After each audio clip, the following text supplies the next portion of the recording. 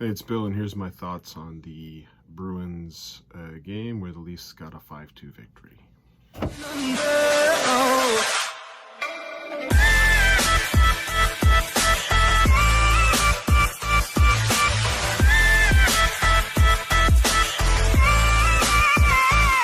All right, here's my thoughts. Overall, the best effort I've seen them play. There was some guy, I forget who his name was. Me, who said you should put Marner with Tavares and Nylander with Matthews. And how's that working? Not too bad. Marner and Tavares played very, very well. Let me be up front. I'm not a big fan of them. I'm not a big fan of their contracts. As players, okay. As I said last game, I liked how Tavares reacted to Marner getting hit in the head, but I liked his game. Now, let's face it, they're playing the second line, which is the way to do it. Put Marner and Tavares against the second best defensive line for the Bruins. And they stood out. The second best defensive pair. They stood out. They got their chances. They were dancing all night. It was a fantastic effort by them. So let me step back, give you the honest opinion. As I said, I'm always going to give you the honest opinion. They both played well. But let's take a look at this game. First of all, we had the knocking of the net contest off. First, is that a penalty on Muzzin? Yeah, it's a penalty. Don't tell me he didn't know what he was doing. I think Bergeron made to put a little bit of effort into putting that net off. Might have just gave it a little bit and then looked at the ref. Penalty drawn. Here's your power play. Taylor Hall, the guy who can only skate straight. Maybe the most disappointing. Well, no, he's not the most disappointing, but ask any Edmonton Oilers fan, they're not a big fan of Taylor Hall. All the guy can do. If the guy could turn, he'd be awesome. He just can't turn. But anyways, nice deflection. 1-0 Bruins. And then the Leafs come back, and then Bergeron knocks the net off with Tavares. And I don't know if that puck went in. I'm going to be honest with you. I'm going to sit here and say I didn't see the puck go in the net. I don't remember the call changing where if the net comes off, like that should have been a penalty for sure. No doubt about that. But if I'm a Bruins fan, I'm a little bit pissed off, to be honest with you. But I guess the puck did go in. But anyways, Tavares going to the net. That's what you got to get. This going to the net stuff. It works. Tavares goes to the net. Nice pass from Riley to Marner. And I guess it went off Tavares. And in the net, it goes 1-1. Starting off fantastic. What a great start. Okay, we're coming in the second period.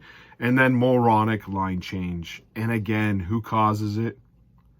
My friend Jake Muzzin. Jesus.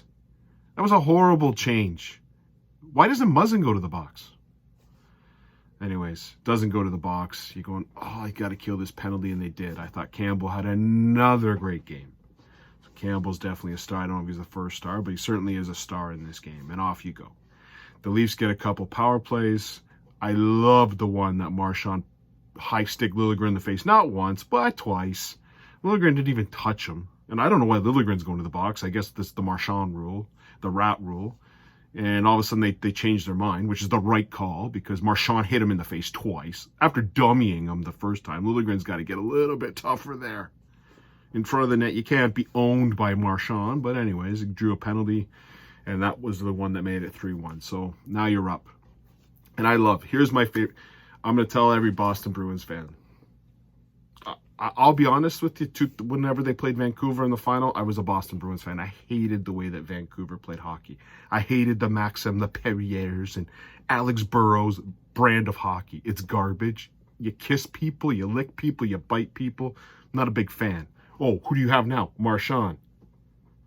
The Boston Bruins, I hate to break it to you, Boston Bruins fans, you are becoming the most hated team that you had, Montreal Canadiens. You are the 1980s Canadiens.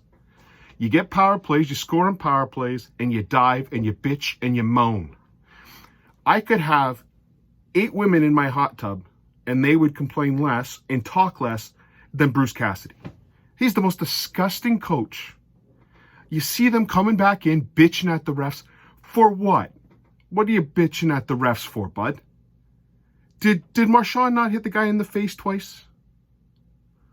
Maybe I missed it. Tell me where the Leafs were taking penalties. And, of course, after his bitching and moaning, the friggin' league, you got Pasternak having a dive. You're going for a big dive. You got Charlie McAvoy who couldn't find anything to not dive against. I'm telling you, Marchand is Claude Lemieux. That is exactly who Marchand is. You got Charlie McAvoy diving all over the place. It's disgusting. You're the Montreal Canadiens. That's what you're hated now. And the reason why is your coach. I don't remember thinking Claude Julien was a complaining coach. But this guy, Bruce Cassidy, and then you get the announcers, Jack whatever's, Frick Armstrong. I don't know, I guess that's the Raptors guy, but Jack something.